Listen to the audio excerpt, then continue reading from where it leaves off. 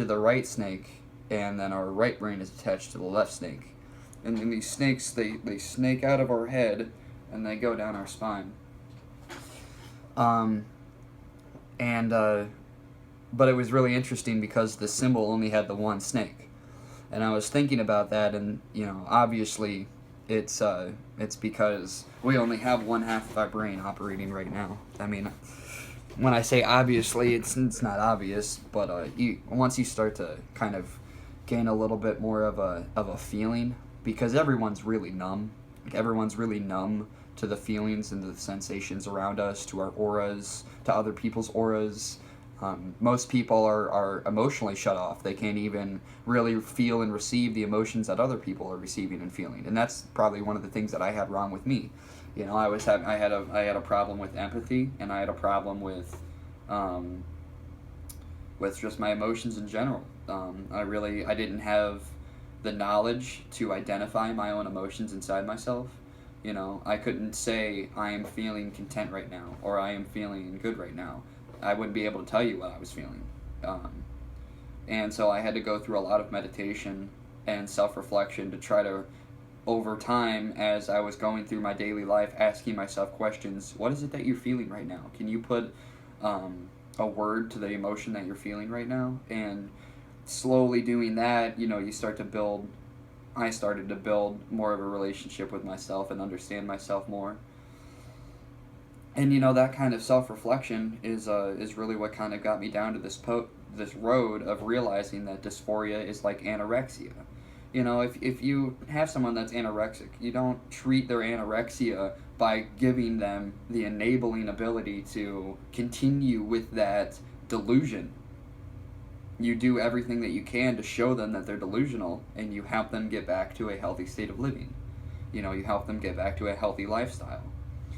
That's the same thing that was going on with me in my transgenderism. I was not living, the lifestyle I should have been living, and it was affecting me in a lot of ways, and a lot of very bad ways, very negative ways, and I was extremely depressed and sad, actually, because I was constantly struggling with my voice. I couldn't get my voice to a place that I really wanted it to be, and I didn't have a lot of help. I was teaching myself to do all of this, so I was really frustrated with it. And that whole aspect of trying to succeed with being transgenderism just totally took me like 4 years of my life, and I wasted those 4 years. I really did, because I was successful. I successfully lived as a woman for a long time, and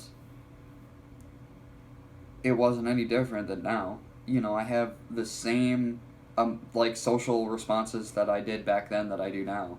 And they were more acted because they had to be in order to be perceived correctly. I had to have way more inflection naturally in my voice, and I failed at that a lot. I failed at that inflection. I came across as mean, I came across as blunt, I came across as rude. I didn't really come across as the way that I intended to. And that was because I was using this false voice that I'd been spending 2 years on to try to deceive everyone with, and then B, and I was successful at it. I could actually bring some people into this to tell you that, who knew me at the time, to tell you that, yeah, I sounded totally like a female, and it is totally possible. But really, that's just anyone who wants to be a good singer is going to go through the same process, actually. Because you have to open up your head voice, and you have to open up your nasal cavity and be able to talk through your nasal cavity at with any kind of airflow, which is really hard. So, but anywho, I realized that this whole thing was a mistake, because unfortunately, I'm not born a male, or I wasn't born a woman. I wish I was still born a woman a lot. And it's whatever. You realize that you can play the cards that you've been dealt, and it doesn't matter if you're a woman or a male, because you're really the same soul inside. Your soul doesn't have a gender to it, and our bodies are our bodies. They do affect us quite a lot. Our bodies have changed our brains, and our brains affect how we perceive and how we have to do things. So, there are differences in it. Women are going to perceive things differently than men, and men are going to perceive things differently than women, and then there is that to it. You're never going to be able to get away from that. At least not in any time soon. And they talk about the duads and the stuff, the way that basically our reality is a black void. Our reality is just void. And inside this void, anything we think comes to reality. Anything we think comes into fruition, it will just appear right in front of us.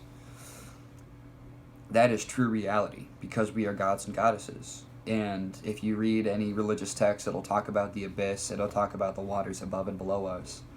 And that is the void. We live in a flat earth plane with a dome above our head, the firmament. And above us and below us are the void, the waters of the abyss. And when we die, we are drawn into this white light, that is the moon, which is shutting off half of our brain, like what I was talking about earlier. And it's sending down a constant square wave.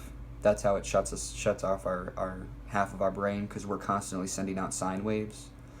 And they're trying to square the circle. They're trying to turn our sine waves into square waves. And so it sends down the square wave constantly at everyone, and it's constantly attacking us. It's stealing our chi from us, and it's affecting us negatively. And the light of the moon is the light of all of the souls that have died that month, collectively shining down upon us. So I'll let you verify all that for yourself. That's just what I've come to realize about our reality, and what I think is true from the research that I've done.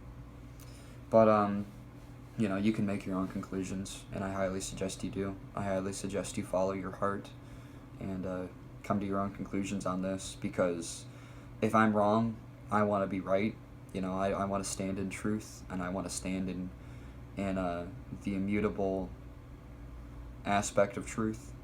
I don't want to be wrong, and getting there is a tough journey.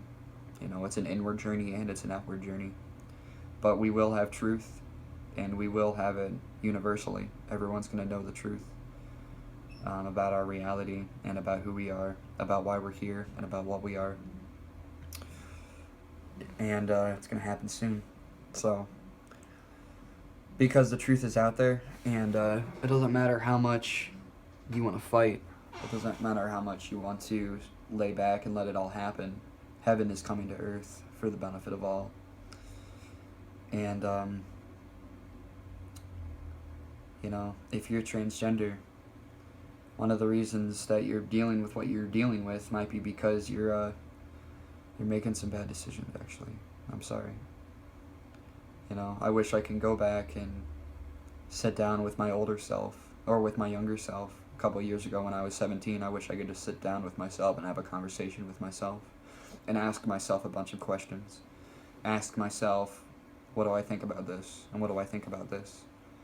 And what am I really doing here? What are the consequences of this action? Have you thought about this? Have you considered this? Have you researched this? Is this information new, or is it not new? I'd probably lay a lot of stuff on my younger self. And I'm really glad that I am here now, that I didn't stagnate and I didn't stay where I was, that I continued to just try to entertain every idea possible, and I try to debunk things. I tried to debunk the globe Earth. I was like out of college, and because I went to college for like half a year, and then I dropped out. And when I dropped out, I had a bunch of loans I had to pay off, so I was doing that. But during that whole process of like, I'm not in school anymore, what can I do? Well, I can educate myself. Screw someone reading me something. I can just read it on my own. So I started doing that, and on all my free time, staying up as late as I can, I would just start trying to take in information. A lot of it I did it through YouTube. I just watched YouTube videos. I watched YouTube seminars, and I didn't even do a lot of reading. I just did a lot of listening. I just listened to the audio that's out there, the audio information that's out there about all of this stuff. And half the time I wasn't even watching videos. I was in my car listening to the videos, just listening to the audio of it. And through that, I was able to pick